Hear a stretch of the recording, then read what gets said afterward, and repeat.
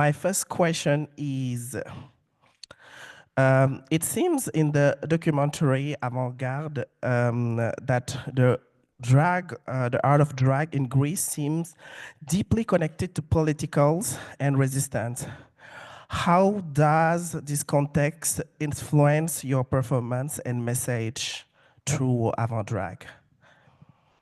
I mean, not all of the drag that happens in Athens is political. There is this is one part of the scene, and this was an important thing when we started making this film, to consider which part of the whole drag scene we would like to discuss. I would say, in general, one could say that yes, the drag scene of Athens is more political than other places. The reason for that, I'm not 100% sure. I think it has to do with there are a number of reasons for that. I think there are multiple, in the country, there are multiple oppressions, and somehow it works that drag comes into place within that. But also at the same time, it is a place that whose LGBT history is relatively recent. This might sound strange for someone who thinks, oh, Greece, you know, with ancient Greece and so on, but this is not really the case for contemporary Greece. It's a very recent history. So a lot of different things developed at the same time, and that's how it ended up. We ended up with a fairly politically active drag community. But also it's important to say, as I said at the beginning, that this was one of the things that we wanted to stress in this particular film, that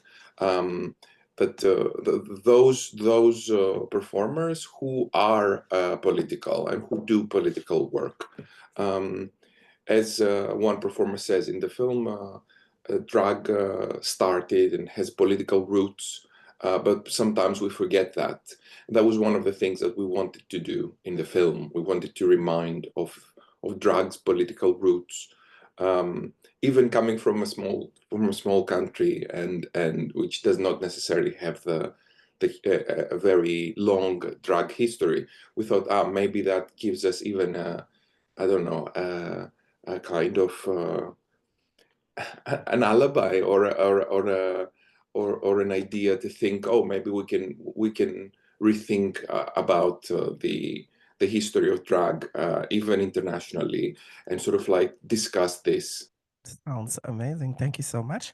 I have also a second question for you. So throughout the film, we see a diversity of experience and motivation behind each drag that are on Avant-Drag. How did you find your own voice in this art? And what impact do you hope to have with this documentary? In terms of voice, there are a number of things to say. First of all, one of the most important thing about this film is that when we started making it, it was important that it will be made in a way that reflects the community itself. So in this particular case, I'm not someone that comes from outside and will have this kind of like exotic view on what is going on. I'm a member of this community for a really long time, of the queer arts community.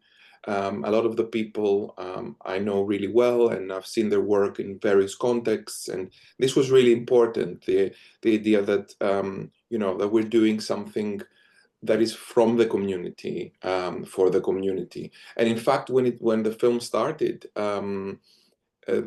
we didn't even know at the beginning whether that film will end up traveling around the world and so on. It was, you know, we even thought, oh, maybe we will do it as a series of YouTube clips, and it is for us.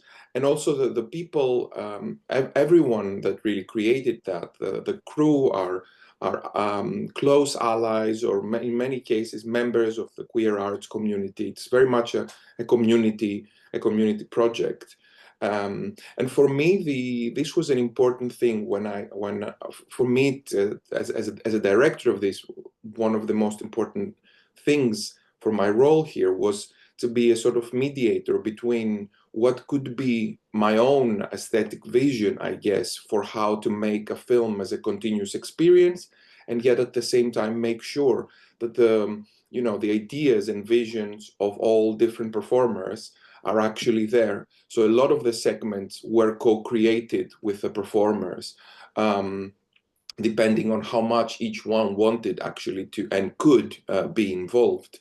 And also the same with the people who created the music and the director of photography and so on. It was very much a group formation, and one of the special things that was one of the special things for me in making this project, that I was officially the director, but I actually had to think more along the lines of how someone makes work in political assemblies of the activist movement or something like that. Scenes of which many who created this film are a part of. So bringing the knowledge of this political work into the making of the film was actually really important.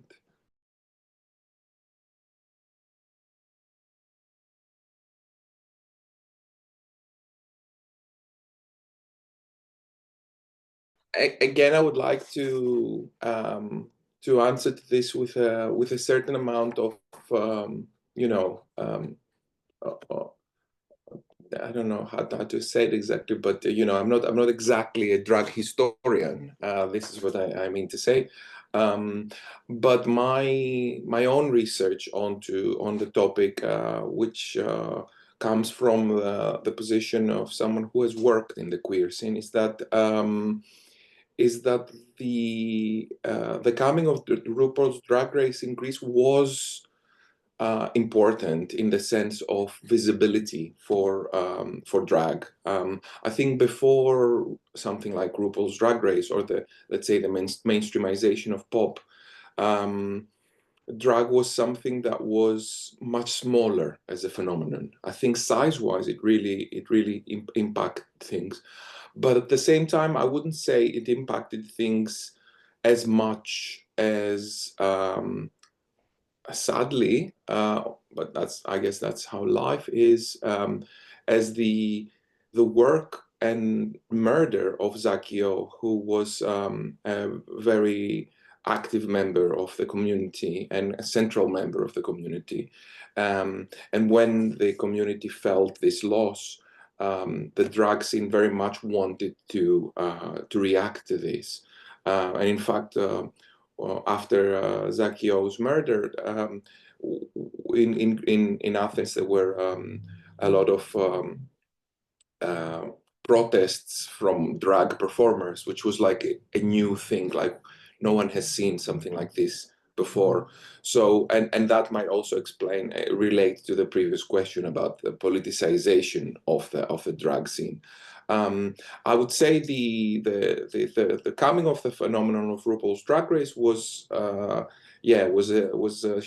useful or essential in the bringing drag into a wider audience, into the minds of more possible performers. Um, but aesthetically, I would probably say that its impact has been not as big as in maybe other places. But again, I'm not a drag historian, and I think it would be difficult to answer this question without a little bit of time perspective, because the drag scene is fairly new here. So yeah, absolutely, I would say that pop drag has been important in the development of drag, but at the same time mixed with other factors, I guess. So that's how you have a punkier, let's say, drag here.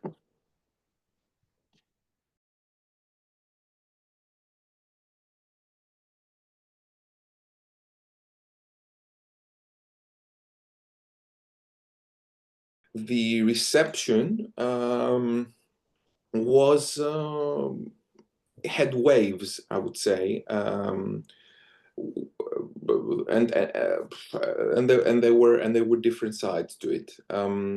Of course, there were there was a lot of people and even online and even far right media and so on calling us degenerates and stuff like that. Things that maybe someone wouldn't necessarily imagine that still happen, but they do. So there was a lot of that. A lot of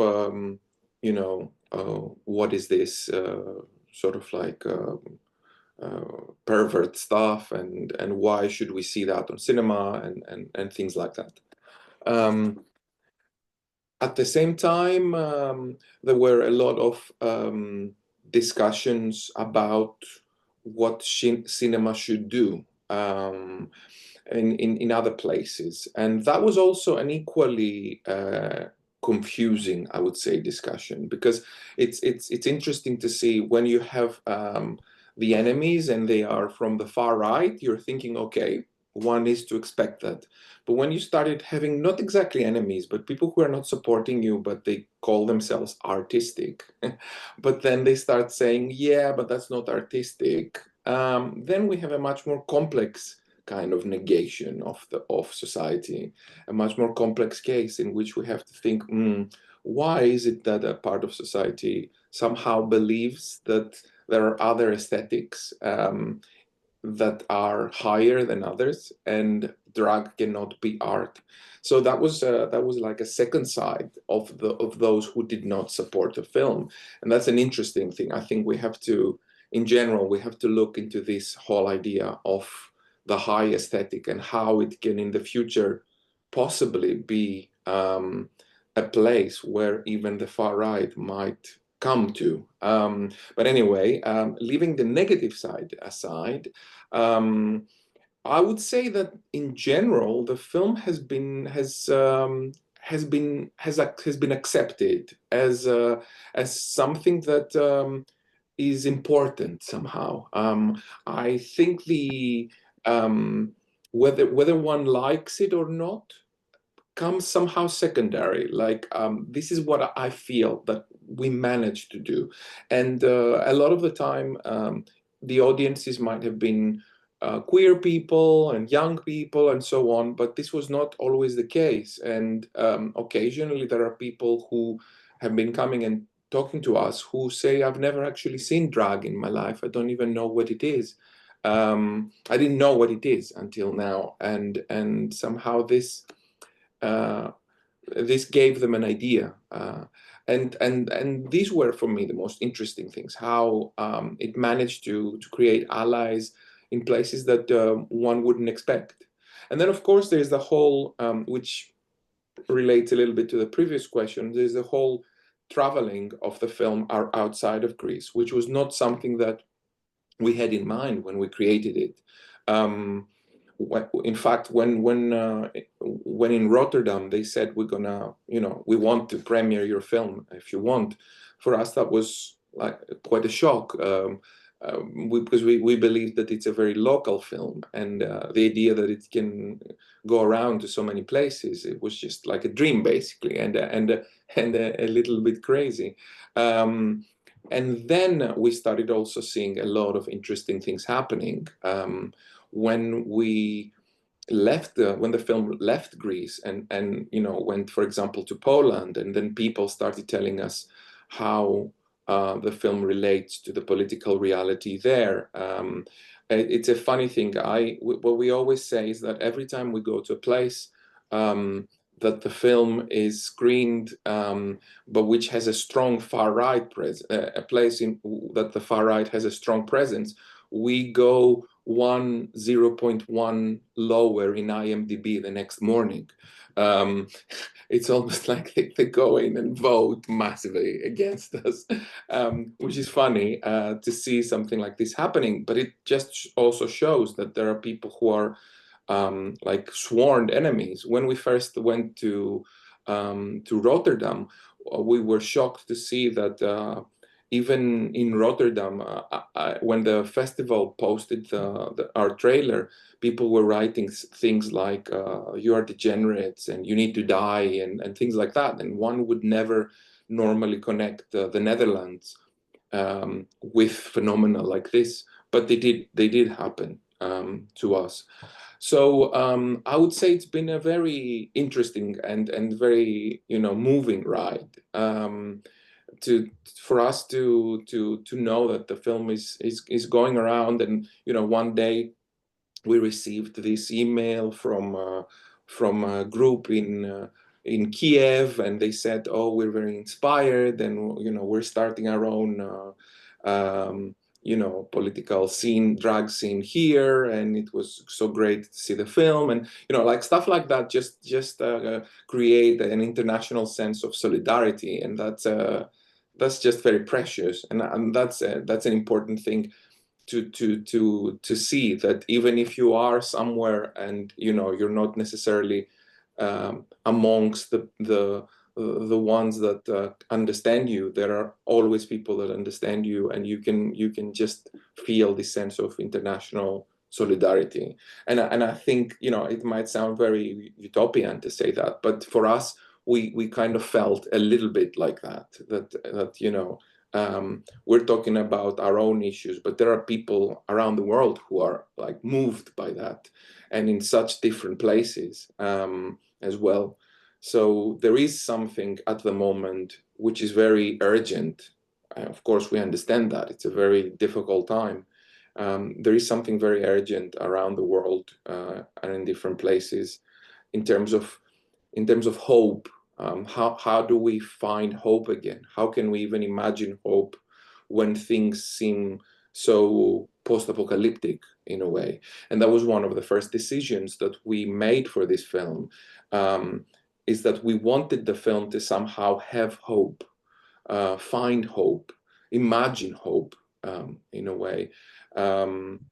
Because a lot of it's good to be critical, and you have to be critical, and we have no option but to be critical, but at the same time we have to try and stay not even positive but at least hopeful about the future. Otherwise, I don't know, if we just let it go, I don't know where we will end up. So to very quickly to answer to the previous question, my hope is that what I see for this film is that it is almost like a manual of how to hope again, and how to imagine cities and situations and countries and whatever structures again from the beginning.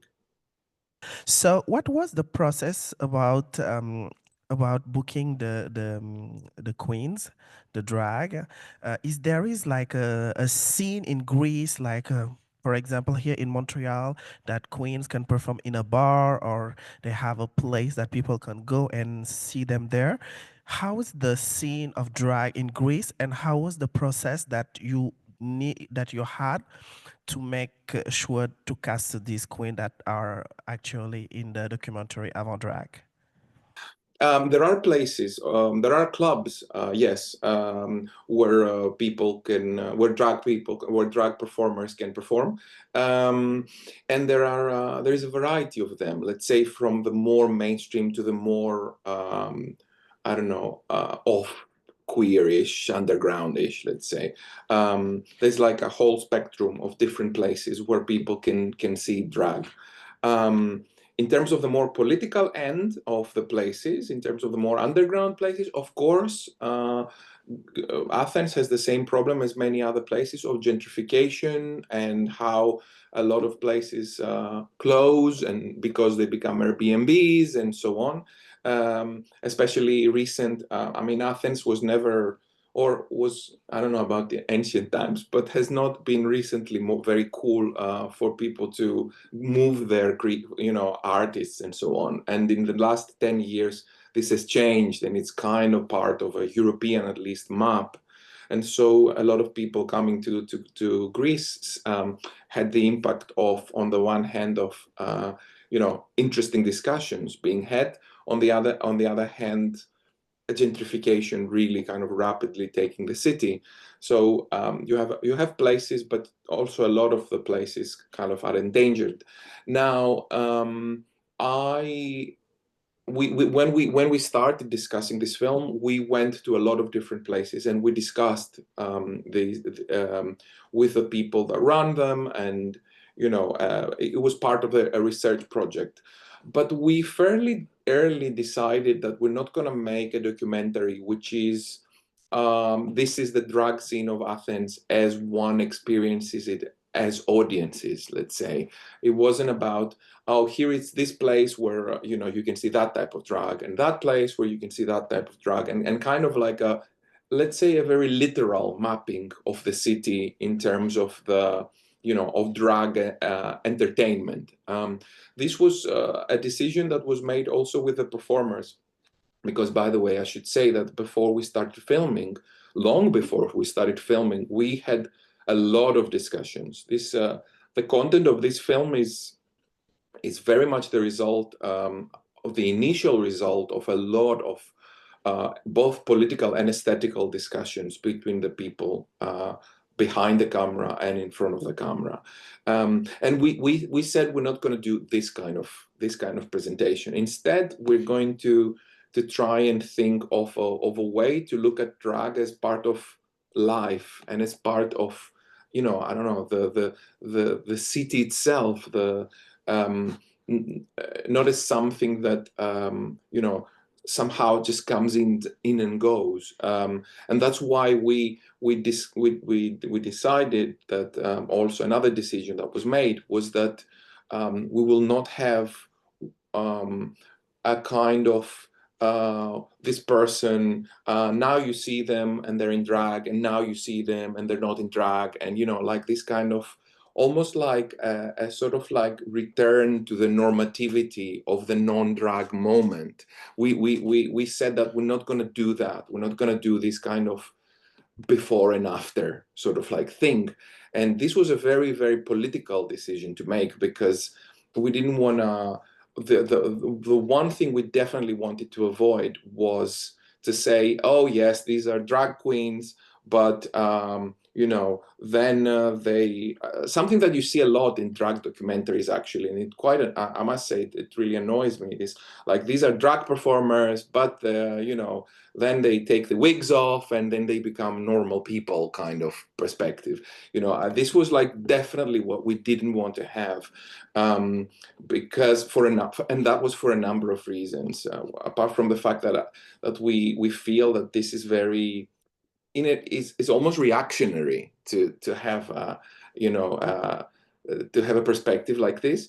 But also we wanted to imagine what it would be like to just live in this kind of life, where a performer's external life is actually changed by their their own take on it. And of course it was important that in many cases, for some of the performers, I would say for more than half of the performers, yeah, a good 2/3 of the performers, their drag personas are not exactly 100% separated from their gender expression. So you have a very, there's almost a continuum between the performance and real life. And that was one of the ways in which choices were made in terms of which performers will actually participate in this.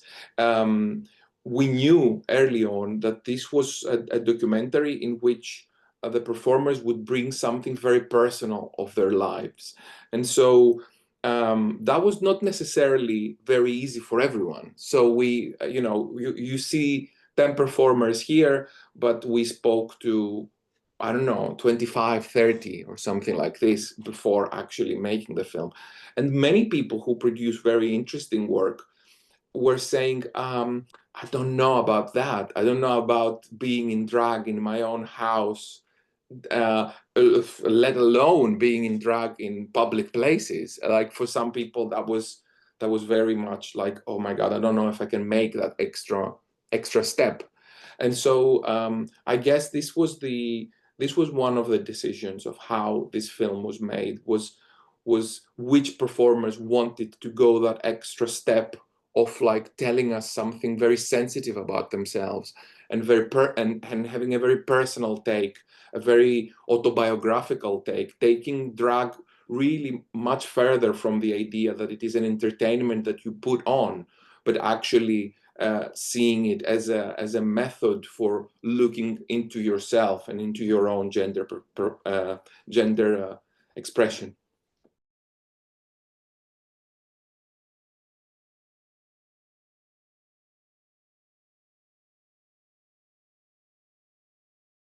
This is an interesting question because it raises the super important issue of positionality for the film, and my own experience in terms of this.